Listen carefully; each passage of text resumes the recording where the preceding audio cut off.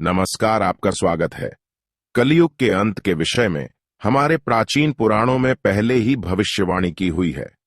कलयुग का प्रभाव कैसा होगा, कलयुग में मनुष्य का व्यवहार कैसा होगा, कलयुग की स्त्रियां कैसी होगी, कलयुग में मनुष्य का आकार और आयु कितनी होगी, कलयुग में पाप और पुण्य की परिभाषा क्या होगी, कलयुग में मुक्ति पाने के कौन से मार्ग होंगे तथा कलयुग का अंत कैसे होगा आदि के विषय में हमारे प्राचीन पुराणों में कलयुग की भविष्यवाणी की गई है।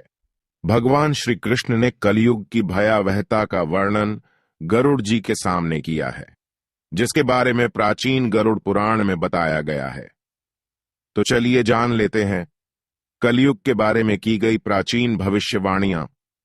कलयुग का अंत धर्म की विफलता, अनुशासन की कमी, मनुष्यों में बढ़ती दुर्भावना, धन की लालसा, अत्यधिक काम का प्रभाव, भ्रष्टाचार से बढ़ता व्यापार, गुरुजनों तथा पूज्य लोगों की नींद, स्त्रियों में व्यभिचार और अनाचार आदि गुणों की वृद्धि, लोगों में आध्यात्मिकता की कमी आदि प्रकार के लक्षणों से कलयुग की पहचान होती है। भगवान श्री कृष्ण ने कहा था कि कलयुग में मनुष्य का मन अत्यधिक कठोर हो जाएगा। मनुष्य अशांत, चंचल, धर्म से विमुख होकर अधर्म के पथ पर चलने वाले होंगे। उन्हें शास्त्रों का ज्ञान नहीं होगा, जिसके मुख से जो भी निकलेगा उसे ही शास्त्र समझा जाएगा। कलयुग के अंत में अधर्म और आसुरी शक्तियों का विनाश होगा और पुनः नए युग का आरंभ होगा, अर्थात फिर से सत्य युग का आरंभ होगा और सृष्टि का यह चक्र चलता रहेगा।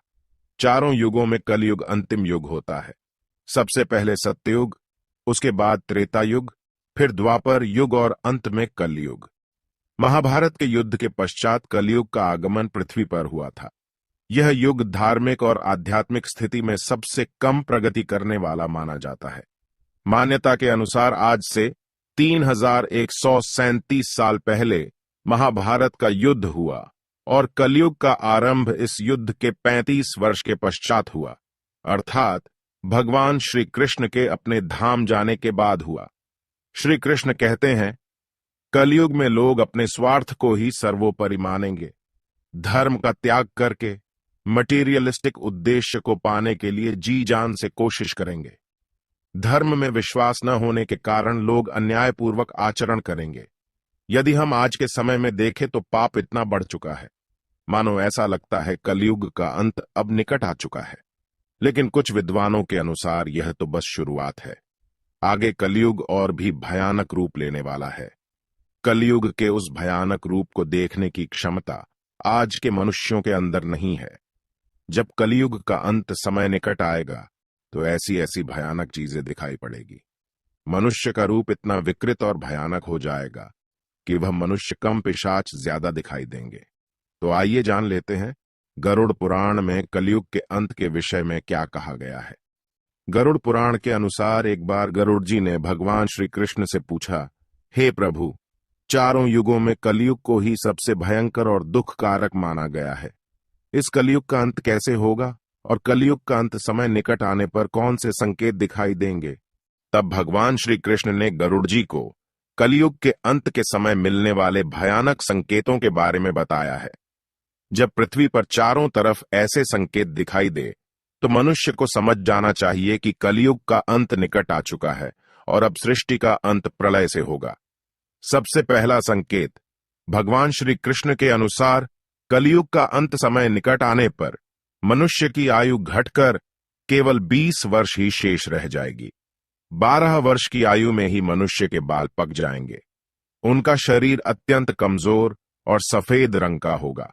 कलयुग में स्त्री 8 या 9 वर्ष की आयु में ही संतान को जन्म देगी। कलयुग की औरतें बहुत ही क्षीण और छोटे शरीर वाली, लेकिन अधिक भोजन करने वाली मंदभाग्या होगी। कलयुगी स्त्री कम संतान को उत्पन्न करने वाली और अत्यंत क्रोधी स्वभाव की होगी। वह अपनी संतान को दूध भी नहीं पिलाएगी और न ही उसका पालन पोषण करेगी। दूसरा संकेत, भगवान श्री कृष्ण कहते हैं, कलयुग का अंत समय निकट आने पर संसार में पतिव्रता स्त्रियां दिखाई नहीं पड़ेगी। एक ही स्त्री कई पुरुषों से विवाह करेगी। लोग पूजा पाठ, श्राद्ध, अंतिम संस्कार, मुंडन और विवाह आदि प्रकार के कार्य नहीं करेंगे। जल के अभाव के कारण लोग स्नान नहीं करेंगे और अशुद्ध ही रहेंगे। कलयुग के अंत में लोग केवल मांसाहार ही करेंगे और कोई भी सात्विक आहार नहीं करेगा। कलयुग में लोगों के वस्त्र तने हुए और चमकीले होंगे। तीसरी बात, श्री कृष्ण के अनुसार जब कलयुग का अंत समय निकट आएगा तो वृक्षों में फल आना बंद हो जाएंगे।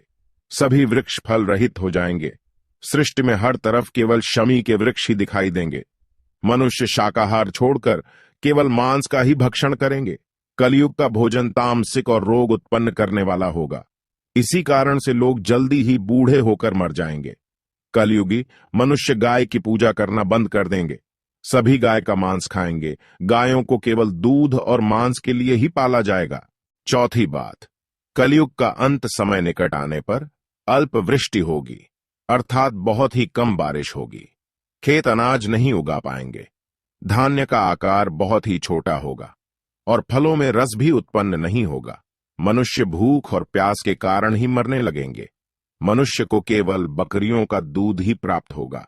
पांचवी बात, जब कलयुग का अंत होने वाला होगा तब भगवान विष्णु सूर्य के किरणों में विराजमान होकर पृथ्वी का संपूर्ण जल सोख लेते हैं। आकाश में चारों तरफ 7 सूर्य दिखाई देंगे। इन सभी सूर्यों के प्रभाव से संपूर्ण सृष्टि जलकर खाक हो जाएगी। तत्पश्चात रुद्र रूपी भगवान विष्णु संपूर्ण संसार को दग्ध करके अपने श्वास से मेघों को उत्पन्न करेंगे और ये मेघ भयंकर गर्जना करते हुए अगले 100 वर्षों तक आकाश से जल की वर्षा करेंगे और सृष्टि की उस भयंकर अग्नि को शांत कर देंगे। अग्नि शांत होने पर वे मेघ संपूर्ण जगत को जल में डुबो देते हैं और इस प्रकार से कलयुग का अंत हो जाता है और फिर परमात्मा अपनी इच्छा मात्र से पुनः सृष्टि में जीव की उत्पत्ति करते हैं। तो दोस्तों, इस प्रकार से गरुड़ पुराण में कलयुग के अंत का वर्णन